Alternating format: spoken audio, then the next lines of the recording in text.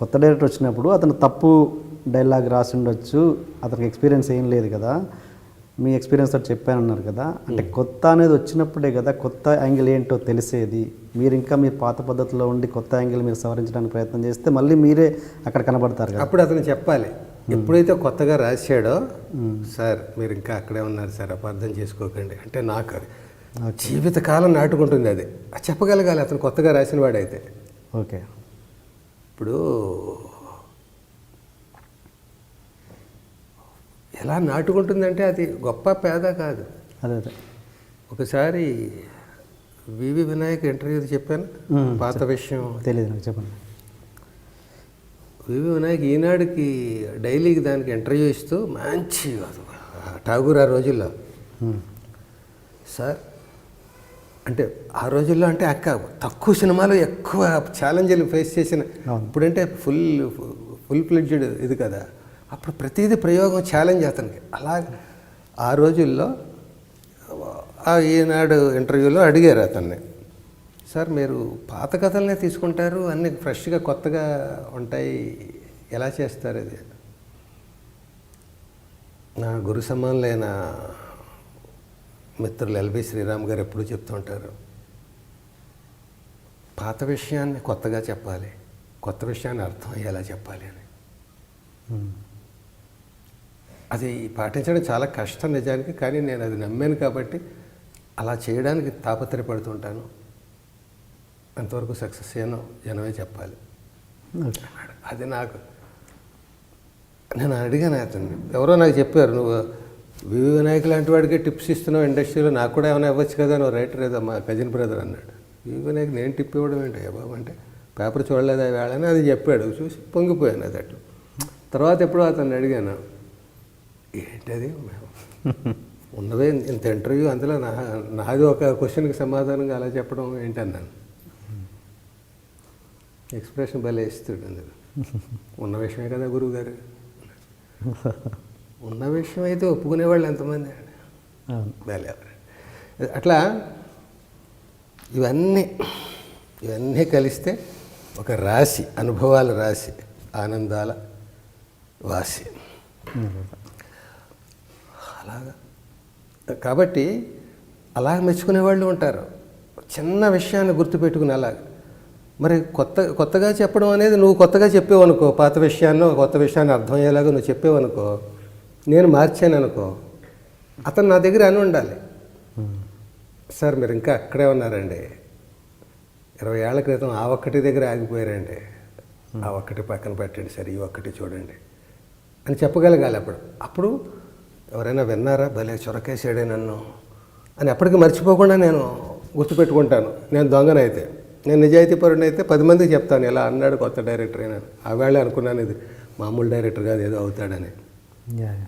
నేను ఏ సందర్భంలో మార్చాను అతనిది, ఎందుకు చేశాను అనేది ఆధారం ఉంటే, నేను ఆ డైరెక్టర్ ఎవరైనా అడగట్లేదు, ఏ సినిమా అని అడగట్లేదు, నేను చేశాను చేయట్లేదని అలా అన్నాను అనలేదని అనలేదు అని ఉండొచ్చు. ఇందాకనే అన్నాక తెలిసి కానీ తెలియక కానీ ఎవరినైనా నొప్పించి ఉండొచ్చు.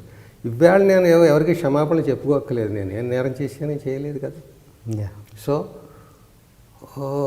ఫ్రాంక్గా మాట్లాడాలంటే ఇప్పుడు ఇదివరకు కొన్ని భయాలు ఉండేవి, కాంట్రవర్సీలు అవి ఉండకూడదు ఇది అంటే. ఇప్పుడు కాంట్రవర్సీలు ఇష్టం అని కాదు, కాంట్రవర్సీ అప్పుడు ఎప్పుడు ఎవరితో ఉండకూడదు. ఎందుకు కాంట్రవర్సీ? నీ అభిప్రాయం నీది, నా అభిప్రాయం నాది. కుదరకపోతే ఓకే, నీది నీ దగ్గర ఉంచుకో, నాది నా దగ్గర ఉంచుకో, అంతే తప్ప నువ్వు చెప్పింది వేదం అని అతని చేత ఎందుకు ప్రూవ్ చేస్తావు? నీలా బతకాలని అతను ఎందుకు శాసిస్తావు? అతనికో బతికిచ్చాడు, నీకో బతికిచ్చాడు, నీ బతుకు నువ్వు బతుకు, అతని బతుకు అతని బతుకుని, నీది కరెక్ట్ అని ఇలాగే బతుకు. ఇక్కడి నుంచి ఆ గుమ్మ దగ్గరికి 5 అడుగులే వేసి వెళ్ళు అంటే 5 అడుగులు ఎందుకు? అతను 10 అడుగులు వేసుకుంటాడు, 1 అడుగులో జంప్ చేస్తాడు, నీకెందుకయ్యా? నువ్వెవడా అసలు డిక్టేట్ చేయడానికి అతని లైఫ్ని? సో అట్లా అట్లా అట్లా ఏ రచయితని డైరెక్టర్ని చేసిన సందర్భాలు అయితే లేవు మనకి. ఇప్పుడు తెలియకుండా ఏమైనా చేస్తే అతను అపార్థం చేసుకుని మనసులో పెట్టుకుంటే జరగచ్చు అట్లా కూడా. ఎందుకంటే డైరెక్టర్స్ చాలామంది అడుగుతూ ఉంటారు, ముఖ్యంగా కామెడీ సీన్లో నాకే కాదు అందరు రైటర్కి స్వేచ్ఛ ఇస్తారు. సార్ సీన్ ఇది మీరు అందరూ కలిసి పండించాలి సార్ అంటారు పెద్ద పెద్దవాళ్ళు. నాకు తెలిసి అలా అనేవాళ్ళు.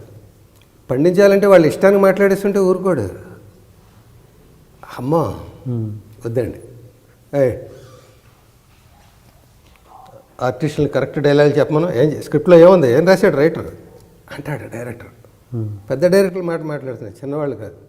అంటే ఎవరో ఇంత పెద్ద ప్రస్థానంలో నా 28 ఏళ్ల సినీ ప్రస్థానంలో, అందులో 12 ఏళ్ల రచయితగా పక్కన పెట్టేస్తే 29 ఏళ్ళు, 17 ఏళ్ల నట జీవితంలో ఎన్నో జరిగి ఉండొచ్చు, ఎన్నో జరగకపోవచ్చు. అందులో ఎవరైనా నా దగ్గరకు వచ్చిందో, నా కంప్లైంట్ వచ్చిందో నాకు తెలుస్తుంది. కానీ నేను మార్చి అతను ఫీల్ అయ్యి ఉంటే, మార్చడం అనేది ఎప్పుడు జరుగుతుందంటే, డైరెక్టర్లే ఇలాగ అవకాశం ఇస్తారు. చూడండి, ఇది కామెడీ సీన్, మీరు అందరూ కలిసి ఇలా మీ పెద్దల్ని పెట్టుకున్నది మీరు దీన్ని పండించగలరని మీరు యాజ్ ఇట్ ఈజ్ చెప్తే మీరెందుకు మాకు అన్నట్టుగా అంటారు. అందులో రైటర్లు ఉంటారు, రైటర్లు కాని వాళ్ళు కూడా ఉంటారు. సీనియర్ యాక్టర్లు అందరూ రైటర్లు కాదు కదా, అయినా వాళ్ళకి అవకాశం ఇస్తారు. వాళ్ళు చెప్తారు, స్పాంటేనియస్గా మాట అంటారు. వాళ్ళు అన్నది భలే ఉందని ఎంజాయ్ చేస్తాడు ముందు డైరెక్టర్. అక్కడ రైటర్ ఉండడు, మా రైటర్ ఏమనుకుంటాడో అని అనుకోడు, డైరెక్టర్కి బాగుండడం కావాలి.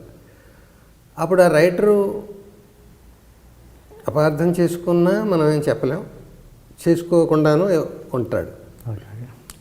ఇది పర్టికులర్ విధానం, పర్టికులర్ సందర్భంలో ఇలా జరిగిందని నువ్వు చెప్తే నేను చెప్పగలుగుతాను. ఇన్ జనరల్ అయితే ఎక్కువ దీని గురించి మాట్లాడగలను. In general okay. అండ్ ఇంకోటి ఏంటంటే, నేను ఓకే, మీరు ఒక విజన్ గురించి మాట్లాడారు కదా, కొత్త డైరెక్టర్ అంటే అతని విజన్ ఎలా ఉంటుంది? మీరు మాట్లాడుతుంది కరెక్షన్ డైలాగ్ గురించా, సబ్జెక్ట్ గురించా, మేకింగ్ గురించా? మామూలుగా మీరు ఇన్వాల్వ్ అయ్యేది డైరెక్షన్ మేకింగ్ గురించా, డైలాగ్ గురించా, స్టోరీ గురించా? నేను క్యారెక్టర్ గురించా, మేకింగ్ గురించా, డైలాగ్ గురించా, దేని గురించి ఎక్కువ ఇన్వాల్వ్ అవుతారు? ఇప్పుడు అది ఆ పిక్చర్ ఏంటి అనే దాని మీద ఆధారపడి ఉంటుంది. సపోజ్ ఇప్పుడు ఈవీవి గారు ప్రతి సినిమా స్టాండింగ్ ఇన్స్ట్రక్షన్స్ డైరెక్షన్ డిపార్ట్మెంట్కి ఏం చెప్తాడంటే, డైలాగ్ వెర్షన్ రాగానే ఒక కాపీ ఎల్బి శ్రీరామ్కి పంపించండి అన్నాక అని ఊరుకోడు. శ్రీరామ్ కాపీ వెళ్ళిందా, పంపించావా అని చెక్ చేసుకుంటాడు.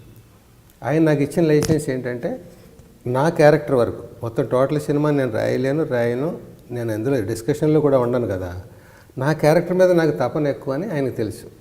ఒకటి నాకు పంపిస్తాడు, మార్పులు చేసుకోమని సూచన అనమాట.